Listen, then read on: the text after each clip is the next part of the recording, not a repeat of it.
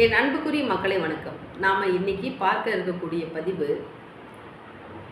இந்த வழிபாட்டில் நம்ம ஒவ்வொரு தெய்வத்தை நம்ம வழிபாடு பண்ணுறோம் இல்லைங்களா? இந்த வழிபாட்டில் கருப்பசாமி, முனியப்பன் இதுக்கு ஒரு முக்கியத்துவம் எல்லா மனிதர்களுமே கொடுக்கணும்.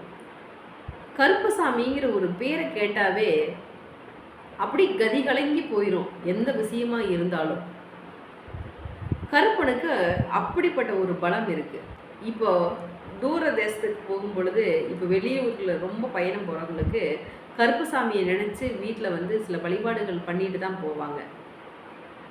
ஏன் இந்த கருப்பசாமிக்கு அவ்வளோ ஒரு முக்கியத்துவம் நம்ம கொடுக்கணும்? எந்த காற்று, கருப்பு, பில்லி, சூனியம் எதுவாக இருந்தாலும் இந்த கருப்பசாமின்னு ஒரு விஷயம் இருந்தால் தான், காவல் தெய்வம் நம்மோட இருந்தால் தான் நம்மளுடைய வாழ்க்கையில் ஏற்படக்கூடிய எந்த வித